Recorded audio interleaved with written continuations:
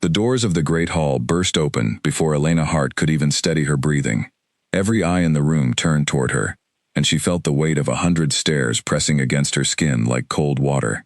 She had been summoned without warning, pulled from her chambers in the middle of the night, and now she stood alone on the marble floor, while the entire pack council watched in silence. At the far end of the hall, seated on his high stone throne, was Alpha King Damian Cross.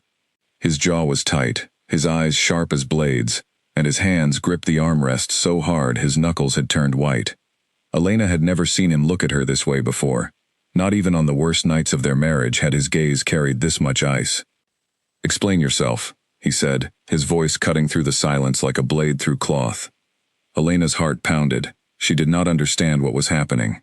Just hours earlier, she had been resting peacefully in her room, one hand resting gently on her stomach, dreaming about the child growing inside her. Now she stood accused of something she could not even name yet, because no one had told her what crime she had committed.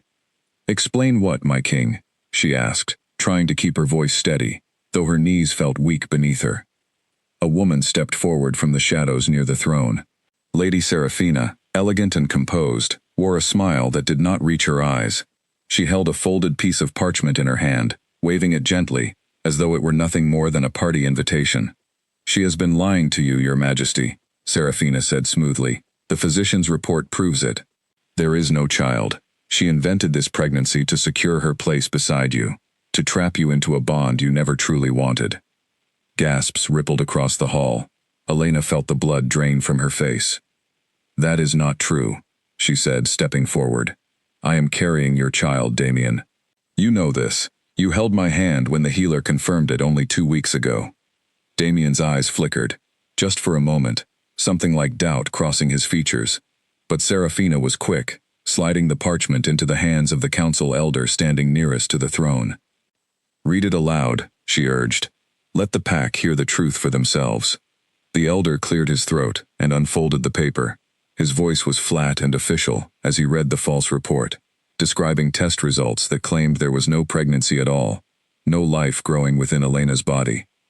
Each word felt like a nail driven into her chest. She wanted to scream that it was impossible, that she had felt the changes in her own body, that she knew what was true and what was manufactured lies. But the pack was already turning against her, whispers spreading through the crowd like wildfire through dry grass. "I don't know what that paper says," Elena said, desperation creeping into her voice now, "but it is false. Someone has tampered with it. Damian, please, look at me. You know me. You know I would never do such a thing." For a long moment, Damian said nothing. His silence was worse than any accusation.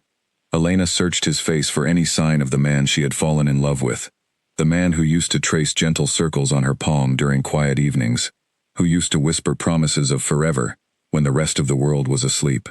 But all she found now was a stranger wearing his face, a king consumed by suspicion and old wounds that had never fully healed. Years before Elena had entered his life, Damian had been betrayed by someone he trusted completely, someone who had lied to him about far smaller things and shattered his ability to trust easily. That wound had never closed, and now, standing before another accusation of deceit, all his old fears rose to the surface at once, drowning out reason. "Serafina has served this pack faithfully for years," Damian said finally, his voice low and dangerous. "She has no reason to lie to me. You, on the other hand, came into this position quickly, without a family name of importance, without allies who would vouch for your honesty." Elena felt as though the floor had opened beneath her feet. "That's unfair," she whispered. "You're punishing me for not being born into wealth?" "I am asking why I should believe a woman with everything to gain over the word of someone who has spent a decade proving her loyalty to this kingdom," Damian answered coldly. Elena looked around the hall, searching desperately for a single friendly face, someone who might speak up in her defense. But fear had gripped the room. No one dared challenge the king's growing fury, especially not when Serafina stood so confidently beside him, feeding the flames with every calculated word. "Please," Elena said, her voice breaking now. "Just give me time. Let the royal healer examine me herself, properly, without anyone else's report standing between us. You will see the truth with your own eyes." For one fragile heartbeat, she thought he might agree. His eyes softened just slightly, and she saw a flicker of the man she had married. But Serafina placed a gentle hand on his arm, leaning close to whisper something only he could hear. Whatever she said extinguished that flicker completely. Damien rose from his throne, tall and imposing, his shadow stretching long across the stone floor toward Elena. When he spoke again, his voice held no warmth at all. "Elena Hart, you have deceived this kingdom and dishonored the crown. As Alpha King, I strip you of your title, your bond, and your place within these walls. You are exiled from this territory, effective immediately. You are never to return." The words struck her like physical blows. Exiled. Not questioned, not given a chance to prove her innocence, but exiled outright, cast away like something disposable. She felt her legs trembling beneath her, but she refused to collapse in front of the very people who had turned their backs on her. "You cannot mean this," she said, tears finally spilling down her cheeks, despite her effort to remain strong. "I am carrying your child, Damien, our child. How can you throw us both away because of a piece of paper handed to you by someone who smiles like she's already won something?" Damien's expression did not change. "Guards, escort her to the border. She leaves tonight." Two large wolves in human form stepped forward, their faces carefully neutral, though Elena could see the discomfort in their eyes. They did not want this task, but no one dared disobey a direct order from the Alpha King, especially not in front of the entire council. As they gently but firmly guided her toward the doors, Elena turned back one final time, hoping against hope that Damien would call out, that he would stop this cruel injustice before it became irreversible. But he remained seated on his throne, his face unreadable, his silence a wall she could not break through. Serafina's eyes met hers, just before the doors closed, and in that brief moment, Elena saw something she would never forget. It was not concern, not guilt, but pure satisfaction, the look of someone who had achieved exactly what she wanted. The cold night air hit Elena's face as the guards led her through the palace gardens toward the outer wall. The moon hung high above, indifferent to the storm raging inside her heart. She thought of the nursery she had already begun preparing in secret, the tiny blankets folded neatly in a drawer, the name she had already chosen for a daughter and another for a son, just in case. All of it now felt like it belonged to a different life, one that had been ripped away from her in the span of a single conversation. At the border, the guards stopped and released her arms. One of them, an older wolf named Callum, who had always treated her with quiet respect, hesitated before speaking. "I don't believe what they said about you, my lady," he murmured, careful that no one else would hear. "But there is nothing I can do. The king's order is final." Elena managed a small, broken nod. "Thank you for saying that, Callum. It means more than you know." He pressed a small pouch into her hand before stepping back. Inside, she later discovered, were a few silver coins, barely enough to survive a few days, but a kindness she would never forget. As the guards turned and walked back toward the palace, leaving her alone at the edge of the territory, Elena wrapped her arms around herself, one hand resting protectively over her stomach. The wind howled through the trees, carrying with it the distant lights of the palace she would never see again. "It's just us now," she whispered to the child within her, forcing steadiness into her trembling voice. "I don't know what tomorrow holds, but I promise you, I will protect you with everything I have, no matter what it costs me." She took one last look at the towering silhouette of the palace against the night sky, the place she had once called home, the man she had once called her mate. Then she turned her back on it all and began walking into the darkness, toward a future neither the king nor his kingdom could ever imagine. Behind her, unseen in the shadows of a balcony window, Lady Serafina watched Elena's retreating figure disappear into the trees. A slow, triumphant smile spread across her lips as she turned back into the palace, already planning her next move to secure her place beside the throne permanently, believing that the woman she had just destroyed would never find her way back. But fate, as it often does, was already weaving a different story, one that would return to the palace gates 3 years later, in a way no one could have predicted. Elena walked for hours that night, following the old trading paths she had once heard travelers speak of in the palace kitchens. Her feet ached, her body was exhausted from the shock and grief, but she refused to stop moving. Stopping meant thinking, and thinking meant breaking down completely, something she could not afford to do while carrying a fragile new life inside her. By dawn, she had crossed into human territory, a place she had never set foot in before. The rules were different here, the scents were different, and for the first time in her life, Elena felt completely and utterly alone. She sat beneath a large oak tree at the edge of a quiet town, watching the sun rise over unfamiliar rooftops, and allowed herself, finally, to cry. She cried for the mate who had turned his back on her without a second thought. She cried for the home she would never see again. She cried for the children who would grow up without knowing the truth of their birthright. But most of all, she cried because, despite everything, despite the injustice and the heartbreak, she still loved him, and that love felt like the cruelest wound of all. When the tears finally stopped, Elena wiped her face and stood up, steadying herself against the tree trunk. She looked down at her stomach and took a slow, deep breath. "We start over," she said quietly. "Just the two of us. 3, actually, though nobody knows that yet." She did not know then that she was carrying not one child but 2. She did not know that those 2 children would one day carry the weight of an entire kingdom's future on their small shoulders. All she knew was that she had to survive, and she had to protect them, no matter what stood in her way. With nothing but a small pouch of coins and the clothes on her back, Elena Hart walked into the unfamiliar town, leaving behind the only life she had ever known, unaware that the true fight for justice was only just beginning. The small town of Brookhaven welcomed strangers without asking too many questions, and for that, Elena was grateful. She found a room above an old bakery, offered to her by a kind widow named Margaret, who noticed the exhaustion in her eyes and did not press for explanations. In exchange for a place to sleep, Elena helped knead dough before sunrise and swept the shop floors each evening, her body growing heavier with each passing week as her pregnancy progressed. She told no one about the world she had left behind. To the people of Brookhaven, she was simply a young widow whose husband had died before their children were born. It was easier than the truth, and safer too. She had learned quickly that revealing anything about wolves or kingdoms or exiled queens would only invite danger she could not afford. The pregnancy was not easy. Without access to the healers she had once relied upon, Elena endured long nights of discomfort with nothing but herbal remedies Margaret prepared for her. But she pushed through every difficult moment, driven by a fierce determination that surprised even herself. She refused to let despair win, no matter how many nights she spent staring at the ceiling, wondering if Damien ever thought about her at all. When her time finally came, it arrived suddenly, in the middle of a rainy afternoon, while she was folding fresh bread into paper wrapping. Margaret rushed her to the town midwife, an experienced woman named Ruth, who had delivered nearly every child in Brookhaven for the past 30 years.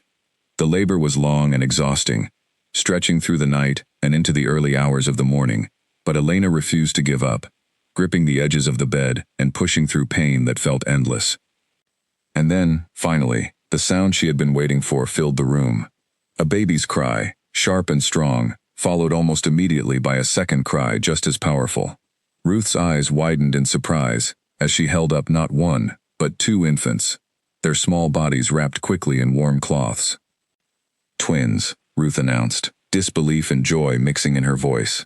"A boy and a girl, healthy as can be." Elena stared at the 2 tiny bundles being placed gently into her arms, and for the first time in months, the weight pressing down on her chest lifted, if only for a moment. She looked down at her son first, his tiny fist curled tightly, and then at her daughter, whose eyes were already open, staring up at her mother with an intensity far beyond her age. "Liam," Elena whispered, brushing a finger against her son's cheek. "And Rosalie," she added, looking at her daughter. The names felt right immediately, as though they had always belonged to these 2 small souls. Margaret, standing nearby with tears in her eyes, placed a gentle hand on Elena's shoulder. "They're beautiful, dear. Truly beautiful." Elena nodded, unable to find words through the emotion overwhelming her. As she held her children close, she made a silent vow that no matter what challenges lay ahead, she would give them a life filled with love, safety, and truth, even if that truth had to remain hidden for years to come. The following months brought new struggles. Raising twins alone, without family or the resources she had once taken for granted, tested Elena in ways she never imagined. She worked long hours at the bakery during the day and took in sewing work at night, stitching by candlelight, while her children slept peacefully in a shared cradle beside her bed. Sleep became a rare luxury, and exhaustion became her constant companion, but she never once complained, because every difficult night was worth it when she looked into her children's eyes. Liam and Rosalie grew quickly, each displaying personalities as different as day and night. Liam was quiet and observant, often content to sit and watch the world around him with careful curiosity. Rosalie, on the other hand, was fearless and energetic, always the first to explore, always the one who tested boundaries and pushed limits. Together, they balanced each other perfectly, and watching them grow gave Elena a purpose that helped her survive the loneliness of her exile. She never spoke of their father, not because she wanted to erase him from their story, but because the pain of that memory remained too sharp to touch.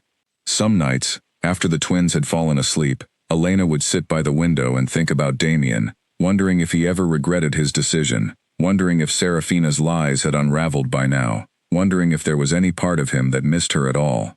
But she always pushed those thoughts away eventually, reminding herself that dwelling on a past she could not change would only weaken her resolve for the future she needed to build.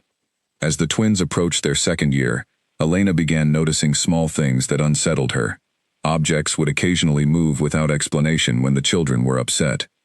Once, during a thunderstorm, Rosalie's eyes had flashed an unusual golden color for just a moment before returning to normal.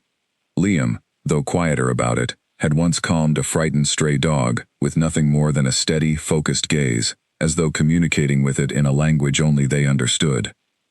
Elena knew immediately what these signs meant. Her children were not entirely human, and their wolf heritage, stronger than she had anticipated given their royal bloodline, was beginning to surface far earlier than normal.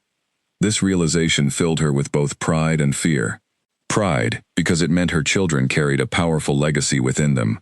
Fear, because such power, especially in unclaimed children living far from any pack's protection, could attract dangerous attention if discovered by the wrong individuals.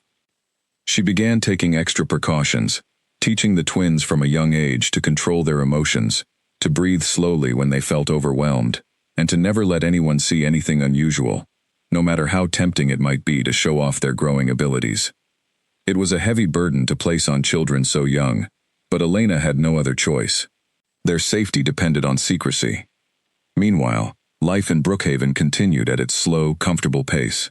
Elena eventually saved enough money to rent a small cottage on the edge of town, giving her family a proper home instead of the cramped room above the bakery. She planted a small garden, learned to fish in the nearby river, and slowly built a quiet, humble life that, despite its hardships, brought her genuine moments of happiness. She made friends among the townsfolk, particularly a kind-hearted farmer named Peter Ashford, who occasionally helped repair things around her cottage, and never asked too many questions about her past. Though Peter clearly admired her, and though Elena appreciated his gentle kindness, she never allowed herself to consider anything beyond friendship. Her heart, despite everything, still belonged to a man who had cast her aside without a second thought, and she wasn't sure it would ever fully belong to anyone else.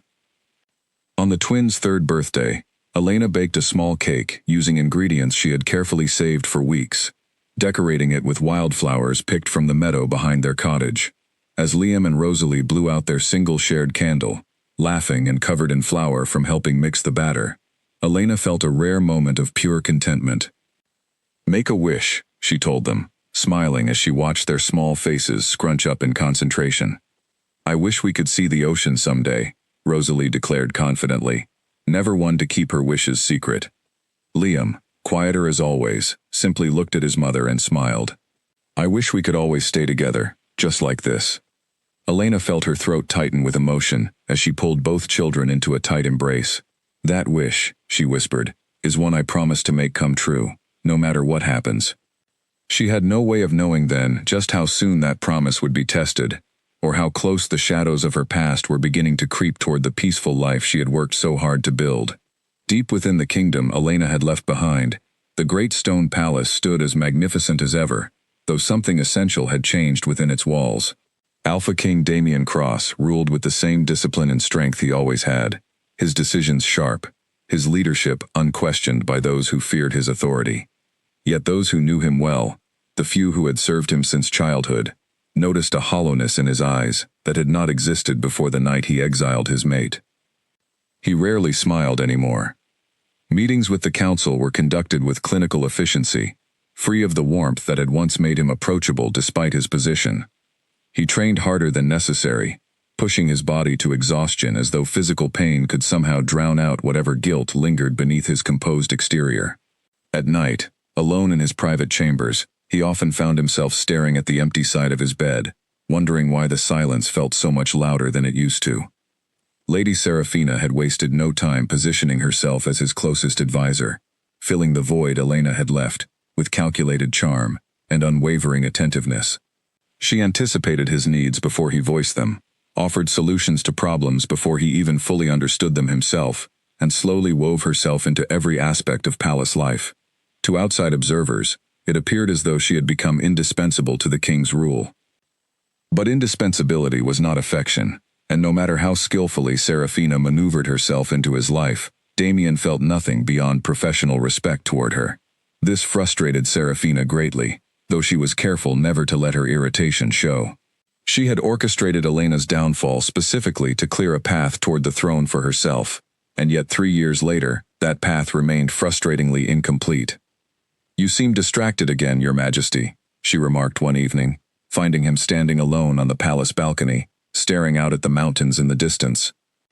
Damien did not turn to look at her. "I am thinking about matters of the pack," he said flatly, though the lie felt bitter on his tongue even as he spoke it. Serafina stepped closer, resting a hand lightly on the stone railing beside him. "Perhaps it is time to consider strengthening the bloodline once more. A king without an heir invites instability, the council has begun to whisper." Damien's jaw tightened at the mention of an heir, a subject that always brought unwelcome thoughts flooding back. He had once believed he was close to becoming a father, only to have that possibility ripped away by what he had believed, at the time, was deception. But lately, doubts had begun creeping into his mind, small and persistent, refusing to be silenced no matter how hard he tried to ignore them. "I will consider it when I am ready," he said curtly, ending the conversation before it could continue further. Serafina forced a polite smile, masking her growing frustration, and excused herself from the balcony, leaving Damien alone once again with his thoughts. Those thoughts had grown increasingly troubling over the past several months. It had started small, an offhand comment from an elderly council member, who mentioned that the physician who had originally examined Elena had left the kingdom rather suddenly shortly after the exile, never to be heard from again. At the time, Damien had dismissed it as unimportant, but the detail had lodged itself in his mind, refusing to fade. Then came the matter of Callum, the guard who had escorted Elena to the border that night. Damien had noticed, in recent months, a subtle change in the older wolf's demeanor whenever the subject of Elena's exile arose. Callum, normally composed and dutiful, seemed to tense visibly, his eyes darting away as though he were hiding something he desperately wished he could say aloud. Damien had not yet confronted him directly, uncertain whether he truly wanted to unearth answers that might confirm suspicions he was not ready to face. If Elena had truly been telling the truth, if he had exiled an innocent woman carrying his child based on nothing more than a fabricated report, the weight of that realization would be unbearable. Yet the uncertainty gnawed at him more with each passing day, refusing to let him rest.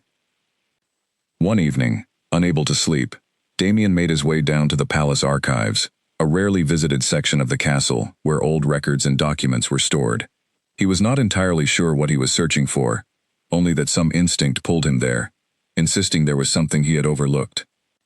After hours of searching through dusty scrolls and forgotten ledgers, he finally found what he had not even known he was looking for: a hastily written note tucked inside an old medical log, describing payment made to a departing physician for services rendered under strict confidentiality. The note was signed with an elegant, familiar signature, Serafina's signature.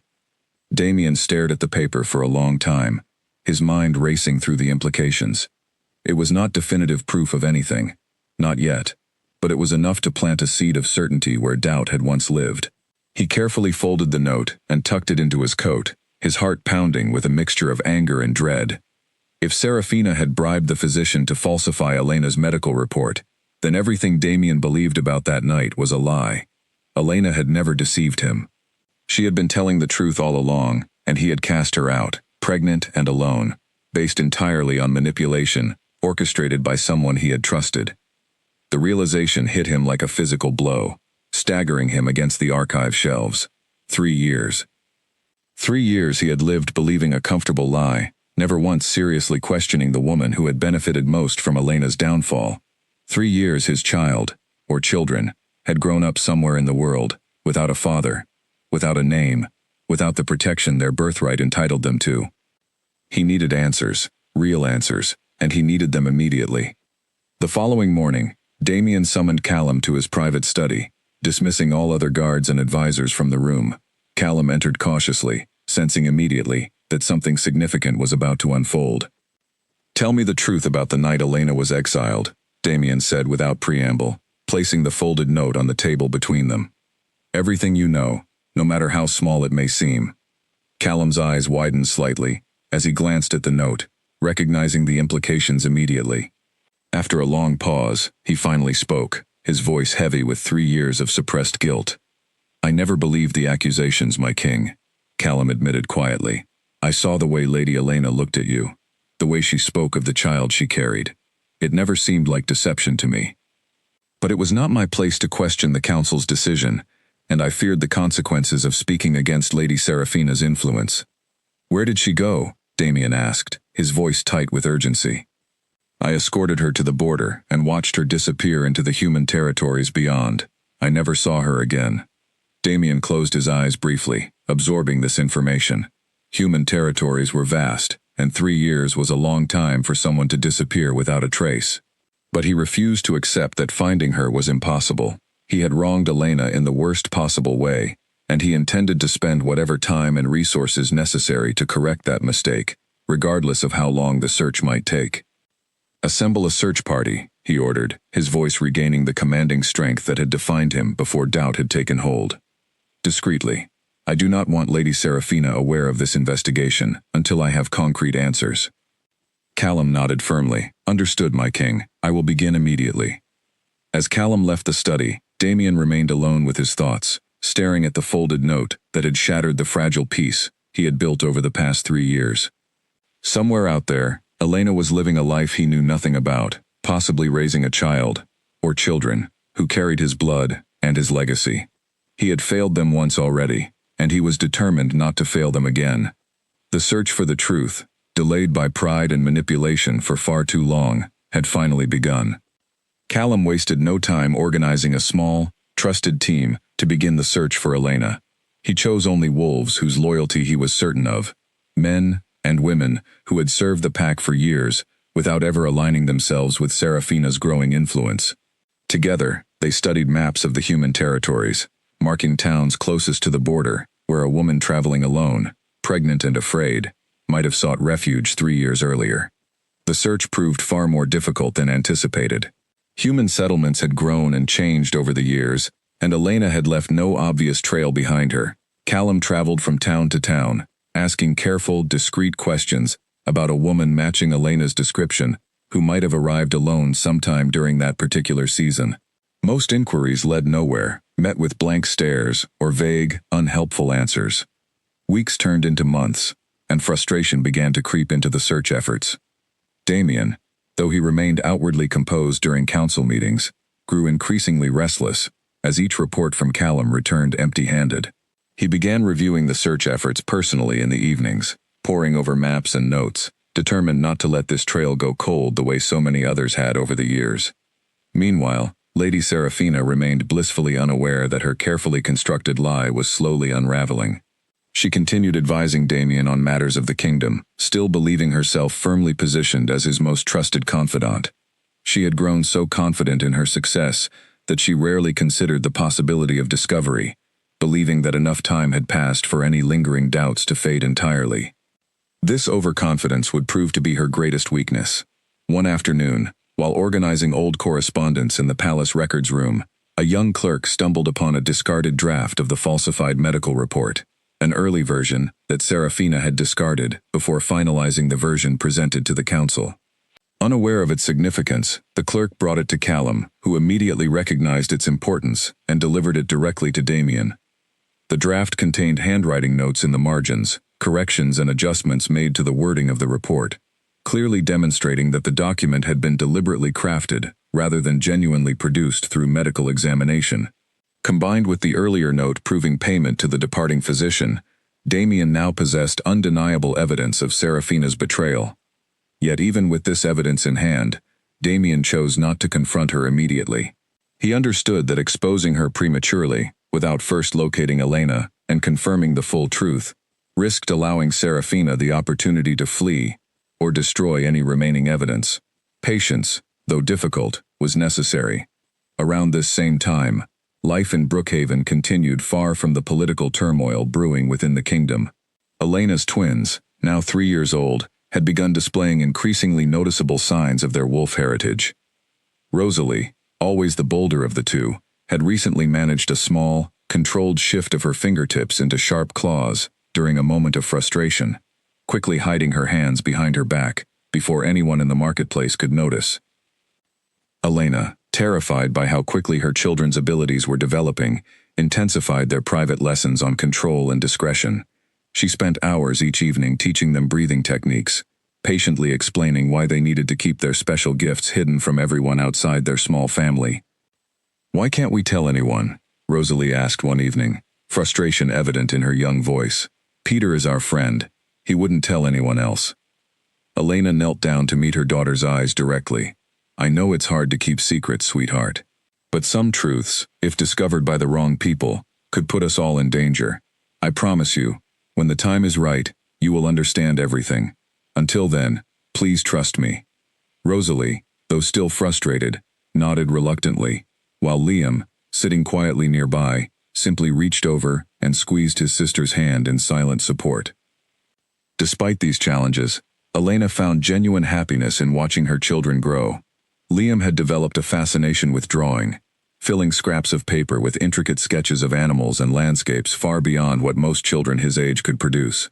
Rosalie, meanwhile, had taken a liking to helping in the garden, proudly tending to vegetables and flowers with an enthusiasm that made Elena smile, despite the underlying anxieties she carried daily. Peter Ashford continued visiting regularly, his affection for Elena growing steadily over the years, though he remained respectful of the boundaries she maintained. He had become something of an unofficial father figure to the twins, teaching Liam how to fish and helping Rosalie build small wooden toys, activities that brought genuine joy to the children's lives. One evening, after the twins had fallen asleep, Peter finally worked up the courage to speak directly with Elena about his feelings. "I know you carry pain from your past," he said gently, sitting across from her at the small kitchen table. "I don't need to know the details if you're not ready to share them, but I want you to know that I care deeply for you, and for Liam and Rosalie. Whatever happened before, you deserve happiness now." Elena felt a familiar tightness in her chest, torn between appreciation for Peter's kindness and the persistent ache of a love she had never truly let go of. "You're a good man, Peter," she said softly, "but I'm not ready. There are parts of my past I still need to make peace with before I can consider anything more." Peter nodded understandingly, though disappointment flickered briefly across his features. "I'll wait, if that's what it takes. You and the twins mean a great deal to me." Elena appreciated his patience more than she could express, though a part of her recognized the unfairness of asking him to wait indefinitely for a heart still anchored to memories of another life entirely. Unbeknownst to either of them, that other life was drawing steadily closer, as Callum's search finally began yielding promising results. A trader passing through Brookhaven had mentioned, during a routine conversation at a neighboring town's tavern, a young widow with twin children who had settled in the area a few years prior, describing details that matched Elena's circumstances closely enough to warrant further investigation. Callum immediately relayed this information back to Damien, careful to emphasize that it remained unconfirmed, but something in his tone conveyed genuine hope for the first time in months. "Send someone to verify it discreetly," Damien instructed, his heart pounding with a mixture of anticipation and fear. "I want confirmation before we proceed further. I will not risk frightening her away if this lead proves accurate." As preparations began for a discreet verification visit to Brookhaven, Damien found himself pacing his chambers late into the night, torn between desperate hope and the crushing weight of guilt over what he had done. If Elena truly was in Brookhaven, raising their children alone after everything he had put her through, he knew that mere apologies would never be enough to repair the damage caused by his hasty judgment years earlier. Yet he also knew, with unwavering certainty, that he had to try. Rosalie had always been the twin who noticed things first. It was a warm afternoon when she felt it, a strange prickling sensation along her arms while she played near the edge of the meadow behind their cottage. She stopped chasing the butterfly she had been following and turned toward the tree line, her small nose twitching, as though catching an unfamiliar scent carried on the breeze. "Liam?" she called out to her brother, who was sitting nearby, sketching a bird perched on a fence post. "Someone's watching us." Liam looked up immediately, setting his paper aside. Unlike Rosalie, who reacted with instinct and boldness, Liam processed situations carefully before responding. He closed his eyes briefly, focusing the way their mother had taught him, and after a moment, he nodded slowly. "You're right. 2 people, near the trees. They've been there for a while." The twins had developed an unusual sensitivity to their surroundings over the past several months, an ability neither of them fully understood, but had learned to trust completely. Elena, working inside the cottage preparing dinner, noticed the change in their behavior through the window and immediately stepped outside, her protective instincts flaring. "Children, come inside now," she called, her voice carrying an urgency that both twins recognized instantly. They obeyed without hesitation, hurrying toward the cottage while Elena scanned the tree line with careful, practiced eyes. She could not see anyone, but she trusted her children's instincts completely. If they sensed danger, there was very likely a reason for it. That night, after tucking the twins into bed, Elena sat by the window for hours, watching the darkness beyond their small garden. She had always feared this moment would eventually arrive, the moment when her children's growing abilities would attract unwanted attention. Rogue wolves, unaffiliated with any established pack, were known to search relentlessly for unclaimed bloodlines, particularly ones as powerful as the twins were beginning to display. Such wolves often sought to claim young, untrained children for their own gain, either to raise them as weapons or to sell information about their existence to the highest bidder. Elena had heard stories of such practices long before her exile, whispered warnings exchanged among pack members about the dangers unclaimed children faced, in a world where power was often stolen rather than earned. She had hoped, foolishly perhaps, that raising her children far from wolf territories would keep them safe from such threats. But clearly, hiding was no longer enough. The following days brought increasing signs that they were being watched. Peter mentioned noticing unfamiliar travelers asking strange questions at the local market, inquiries about a woman raising twins alone that seemed oddly specific and probing. Margaret, from the bakery, reported a similar encounter, describing 2 men who had asked pointed questions about Elena's arrival in Brookhaven years earlier. Elena knew she needed to act quickly. She began teaching the twins more advanced techniques for controlling their shifts, preparing them for the possibility that they might need to defend themselves if danger arrived before she could get them to safety. It broke her heart to burden 5-year-old children with such serious responsibilities, but she understood that ignorance would only leave them vulnerable. "If anyone tries to take you away from me," she told them one evening, her voice firm despite the fear tightening her chest, "you run, and you don't stop until you find someone you trust. Do you understand?" Rosalie nodded fiercely, her small fists clenched with determination. Liam, quieter but equally resolute, simply reached for his mother's hand and squeezed it tightly. Unbeknownst to Elena, the strangers watching her family were not, in fact, rogue wolves seeking to exploit her children. They were scouts sent by Damien, dispatched quietly to verify the trader's information before revealing themselves directly. Recognizing the unusual sensitivity displayed by the twins, the scouts had grown cautious themselves, unwilling to approach too closely, for fear of frightening the children, or worse, confirming suspicions that might drive Elena to flee before Damien could arrive personally. One of the scouts, a young wolf named Edwin, returned to the palace with detailed observations that left little doubt in anyone's mind. 2 children matching the approximate age of Elena's pregnancy, displaying clear signs of wolf heritage despite living entirely among humans, residing with a woman whose description matched Elena's in every significant detail. When Damien received Edwin's report, he felt something inside him shift permanently. For 3 years, he had lived with uncertainty, hope, and crushing guilt in equal measure. Now, finally, he had concrete confirmation that Elena was alive, that she had survived the harsh exile he had forced upon her, and that she had somehow managed to raise not 1, but 2 children entirely on her own. "I want to go myself," Damien announced, during a private meeting with Callum and Edwin, his voice leaving no room for argument. I need to see them with my own eyes. Callum hesitated before speaking carefully. My king, forgive my caution, but arriving suddenly, especially in your royal capacity, might frighten Lady Elena and the children. After everything that happened, she may not trust your intentions immediately. Damien knew Callum's concerns were valid, but the urgency pulling at his heart refused to be reasoned away. Then I will go quietly, without announcing my position. I need to understand the situation before deciding how to proceed. Meanwhile, in Brookhaven, tensions continued rising as more unfamiliar faces appeared around town, their questions growing bolder with each passing day. Elena, sensing that her carefully built sanctuary was rapidly becoming unsafe, began quietly preparing for the possibility of relocating once again, despite how deeply it pained her to consider uprooting the stable life she had built for her children. Peter, noticing her growing anxiety, offered his help without hesitation. Whatever is happening, Elena, you don't have to face it alone.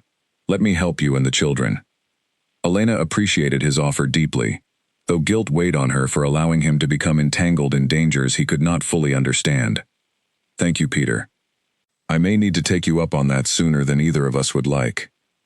As the days passed, the sense of impending change grew stronger, an unshakable feeling settling over the small cottage that the peaceful life Elena had fought so hard to build was approaching a turning point neither she nor anyone else could fully predict.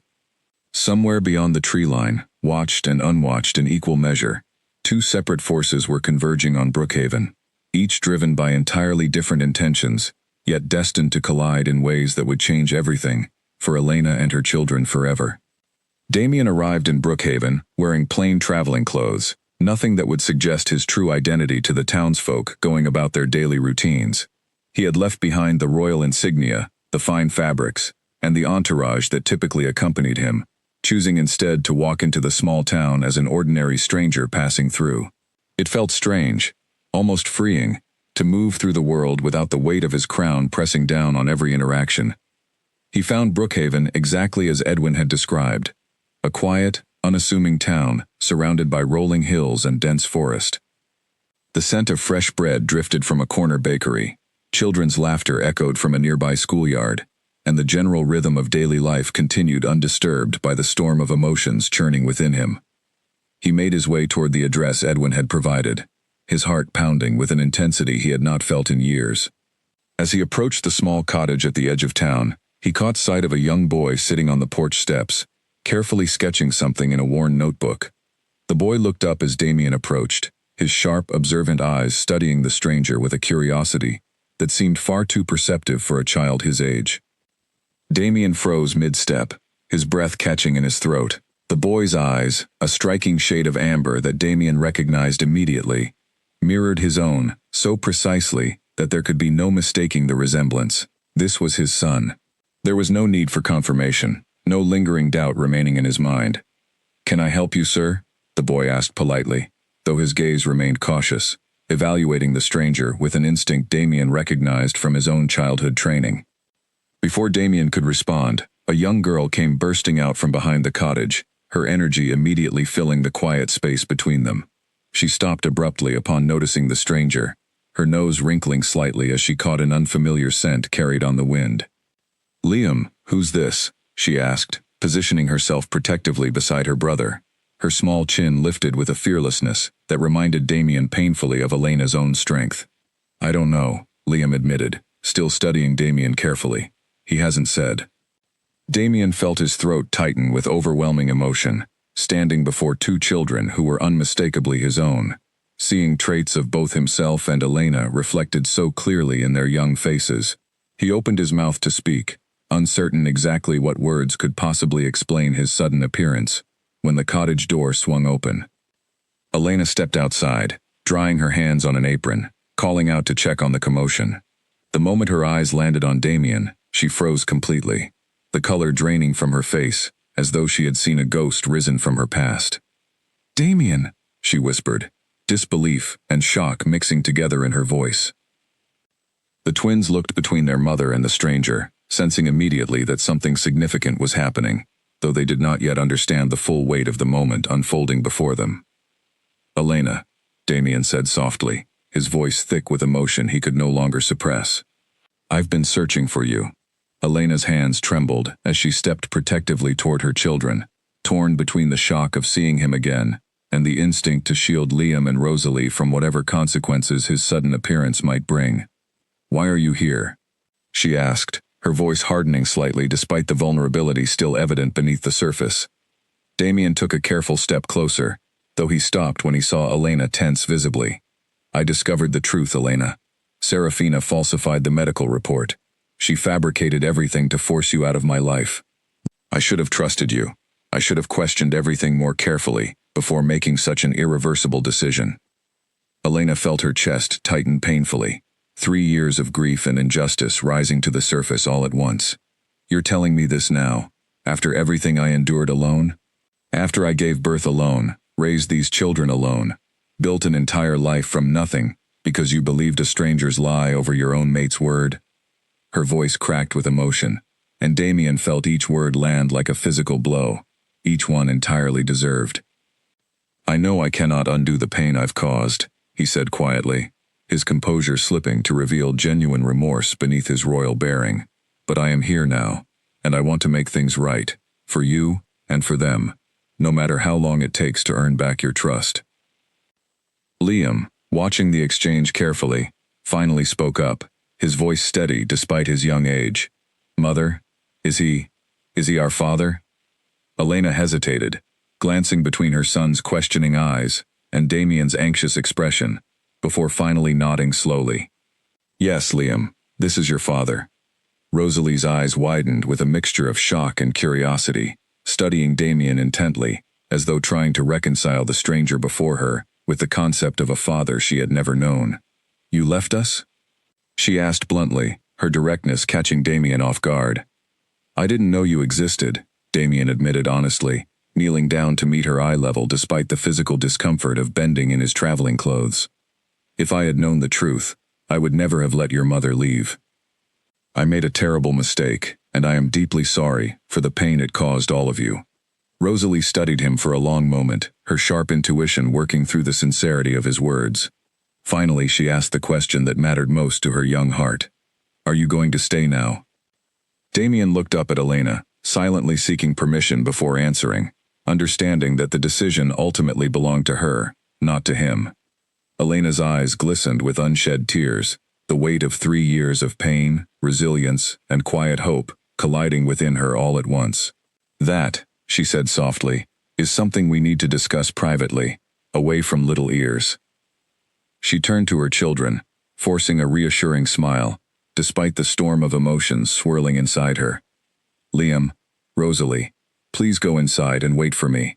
I need to speak with your father alone for a moment.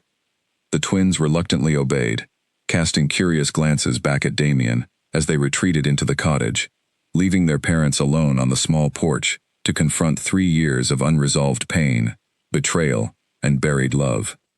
Once the twins had disappeared inside the cottage, the silence between Elena and Damien stretched heavily, filled with 3 years of unspoken pain neither of them quite knew how to address. Elena crossed her arms tightly against her chest, as though physically bracing herself for whatever conversation was about to unfold. You have no idea what those years were like for me, she said finally, her voice trembling with restrained anger. I gave birth alone in a stranger's home, with no healer I trusted, no family beside me, nothing but fear and determination keeping me going. I worked myself to exhaustion just to keep a roof over our heads. I taught 2 innocent children to hide who they truly are, because I feared what the world might do to them if their heritage was discovered. Damien absorbed every word without interrupting, understanding that she needed to release years of suppressed pain before any healing could begin. I know, he said quietly, and I will spend the rest of my life trying to make up for what I took from you and from them. You believed her over me, Elena continued, tears finally spilling down her cheeks despite her efforts to remain composed. After everything we shared, after every promise you made, you chose to believe a stranger's manufactured lie, rather than trust the woman carrying your child. I was wrong, Damien admitted, his voice heavy with genuine remorse. There is no excuse significant enough to justify what I did. My past wounds, my fear of betrayal, clouded my judgment in the worst possible way. I let those fears destroy the most important thing in my life, and I have lived with that regret every single day since. Elena studied him carefully, searching his face for any trace of manipulation or false sincerity, the same way she had searched his eyes on the night of her exile. But this time, she saw something different, a genuine vulnerability she had never witnessed in him before. 3 years of guilt etched clearly into features that had once seemed impossibly composed. "What exactly did you discover?" she asked finally, needing to understand the full truth before deciding how to proceed. Damien explained everything methodically, describing the note he had found in the archives, Callum's confession, the discarded draft of the falsified report discovered by the young clerk, and the payment made to the physician, who had conveniently disappeared shortly after her exile. Elena listened silently, each revelation confirming what she had always known deep down but had never been able to prove. "Serafina orchestrated everything," Elena said quietly, more statement than question. "Yes," Damien confirmed. "She wanted the throne for herself, and eliminating you was the fastest path to achieving that goal. I have evidence now, enough to expose her completely, before the council." "And what happens then?" Elena asked, her voice carrying genuine uncertainty about her own place in whatever future Damien envisioned. "You expose her, restore my supposed honor, and then what? I return to a life I no longer trust, surrounded by people who turned against me the moment accusations were raised?" Damien stepped closer, though he stopped short of closing the distance entirely, respecting the boundary Elena had not yet invited him to cross. "I cannot promise that returning will be easy, but I can promise that this time, you will not stand alone. I will support you publicly and completely, and anyone who dares question your honor will answer directly to me." Elena wiped her tears away, steadying herself as she considered everything he had said. "This isn't just about me anymore, Damien. Liam and Rosalie have built a life here. They have friends, routines, a sense of normalcy I worked incredibly hard to give them. Uprooting everything, even for the sake of restoring their birthright, is not a decision I can make lightly." "I understand," Damien said sincerely. "I am not asking you to decide anything immediately. I only ask that you allow me the opportunity to prove, through actions rather than words, that I am capable of being the partner and father I failed to be 3 years ago."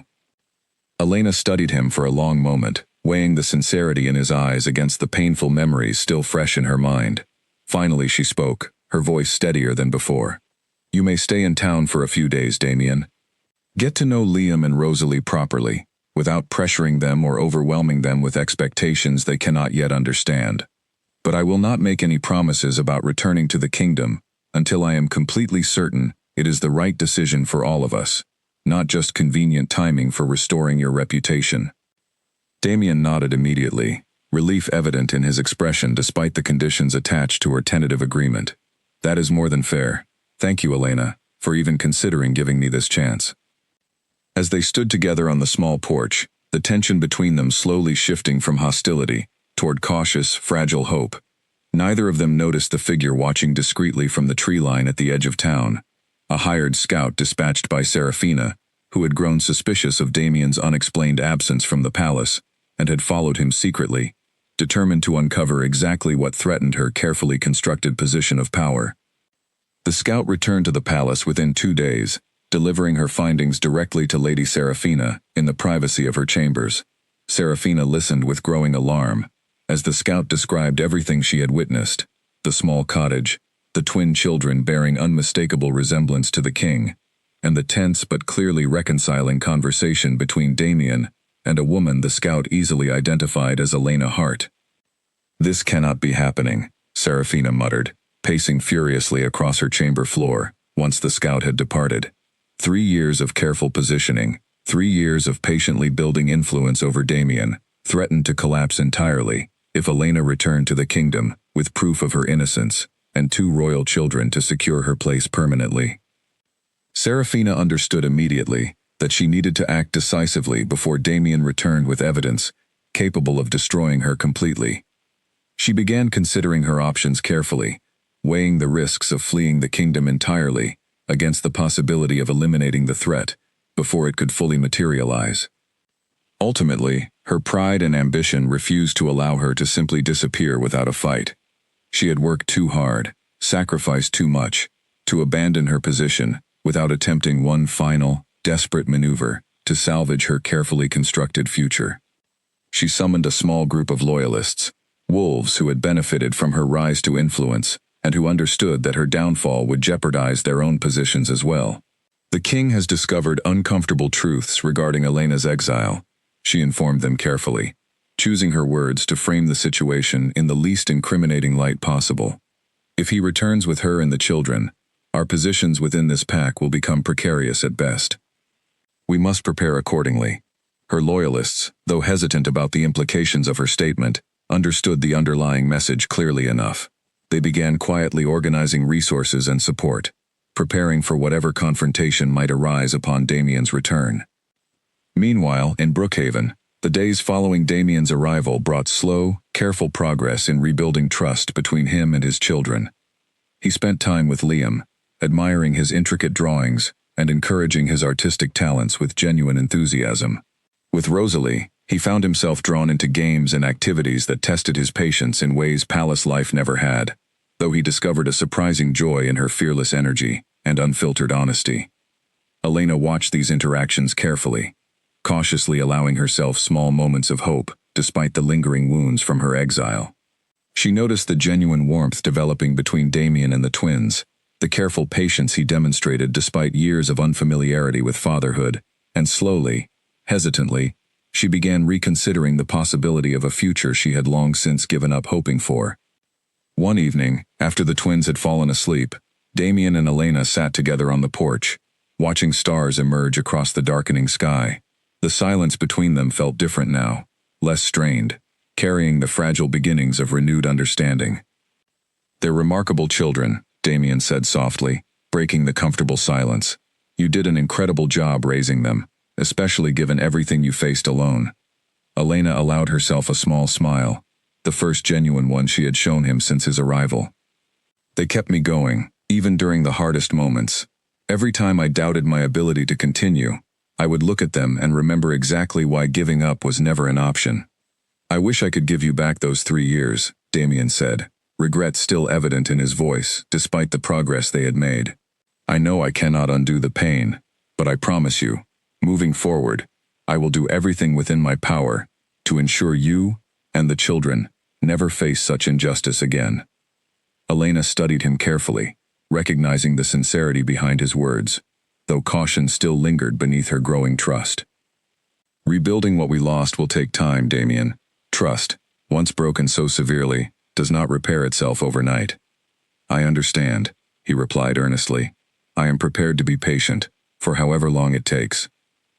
As their conversation continued late into the night, neither of them realized that back within the kingdom's walls, Serafina's desperation was rapidly escalating into dangerous territory, setting into motion a confrontation that would soon threaten everything Elena and Damien were carefully working to rebuild. Callum arrived in Brookhaven a week after Damien, carrying urgent news that could not wait for a messenger's delayed delivery. He found the king exactly where recent days had established as routine, sitting on the porch alongside Elena, while the twins played nearby in the afternoon sunlight. "My king," Callum said, his tone immediately signaling the seriousness of his arrival. "Lady Serafina has grown aware of your presence here. She has begun mobilizing her loyalists within the pack, preparing for what appears to be significant resistance should you return with evidence against her."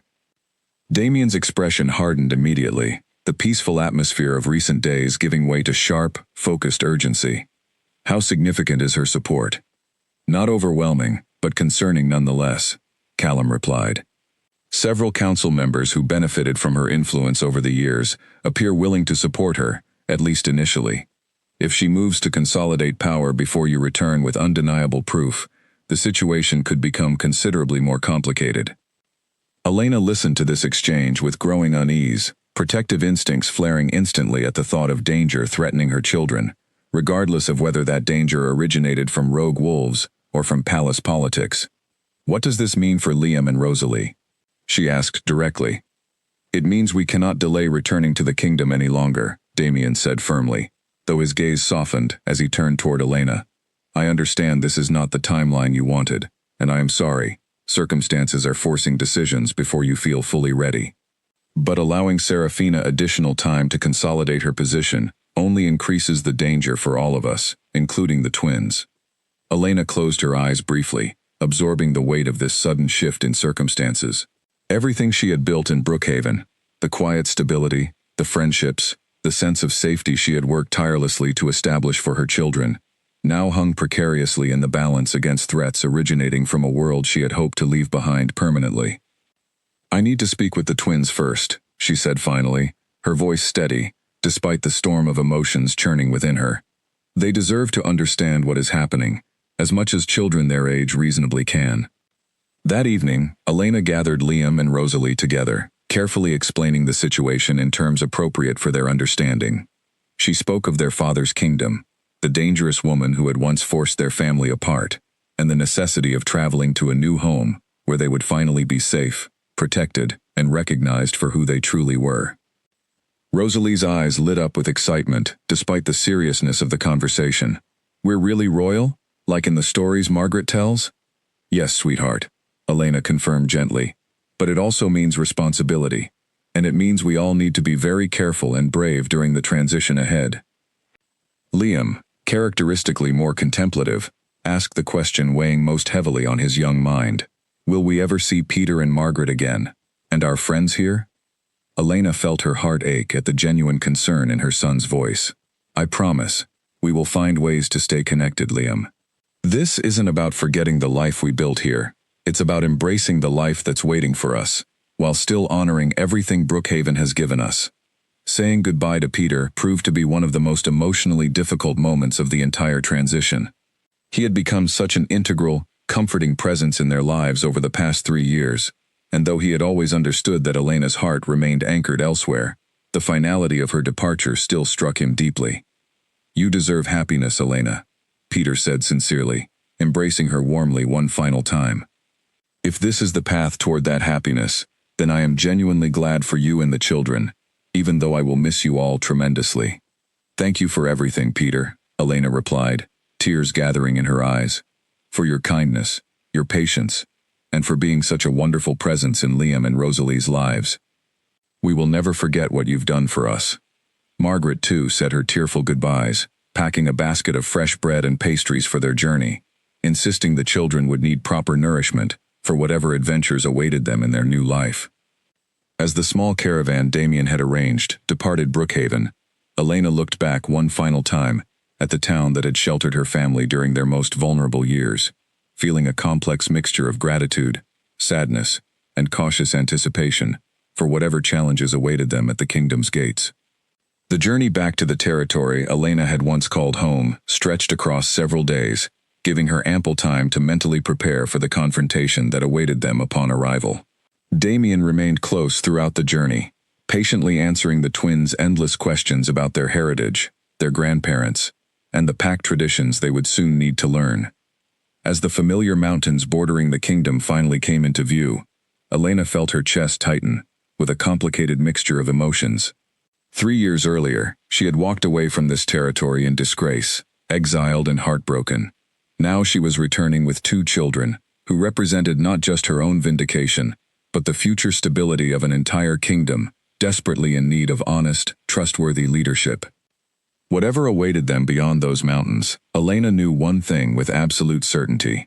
She would face it with the same strength and determination that had carried her through every difficult moment of the past 3 years, refusing to back down from anyone who dared threaten the safety and happiness of her children ever again. News of Damien's return spread through the palace before the caravan even reached the outer gates. By the time Elena and the twins arrived, escorted by Callum and a small contingent of loyal guards, the great hall had already filled with council members, curious and anxious, summoned by whispered rumors of dramatic revelations about to unfold. Lady Serafina stood near the throne, her composed exterior masking the panic building steadily beneath the surface.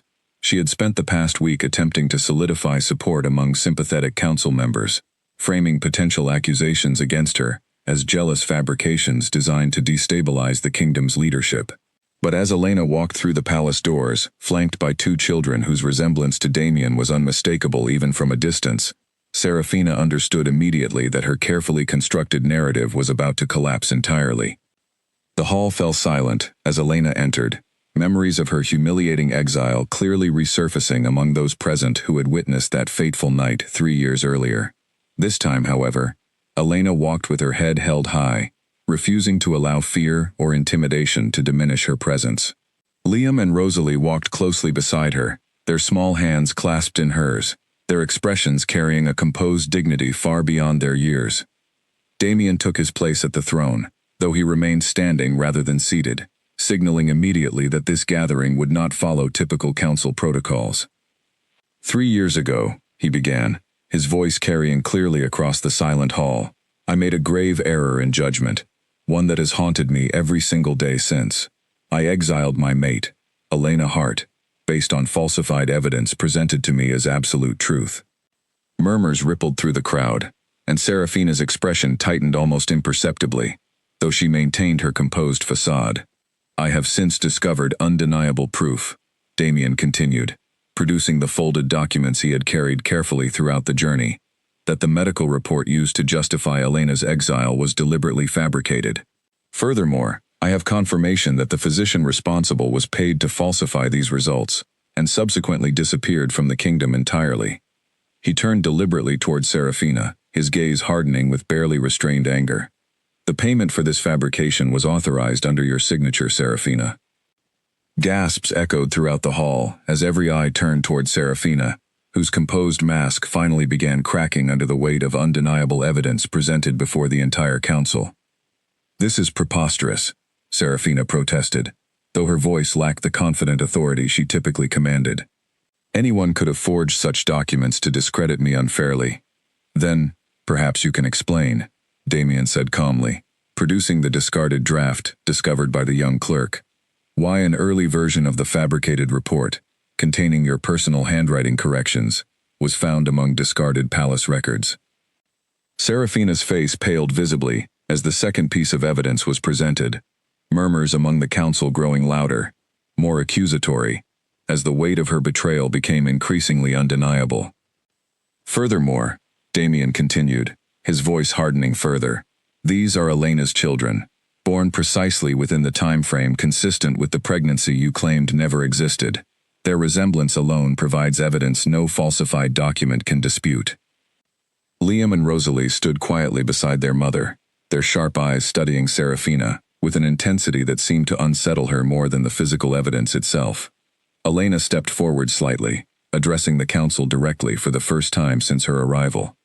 I have spent 3 years raising these children entirely alone, she said, her voice steady and clear despite the emotional weight of the moment.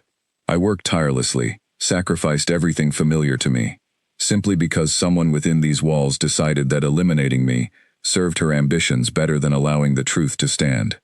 Serafina, realizing that her position had become entirely untenable, made one final desperate attempt to salvage her situation. Whatever mistakes were made, surely exile is a harsh punishment, reserved for far more serious offenses. Perhaps we can discuss appropriate consequences privately, without unnecessary public spectacle. There will be no private discussion, Damien said firmly, his tone leaving absolutely no room for negotiation. You orchestrated the wrongful exile of my mate and unborn children, through deliberate deception and manipulation. Such betrayal demands accountability befitting its severity. The council, having witnessed undeniable evidence presented clearly before them, began murmuring their agreement, previous loyalists to Serafina, quickly distancing themselves as the true extent of her manipulation became impossible to ignore or excuse.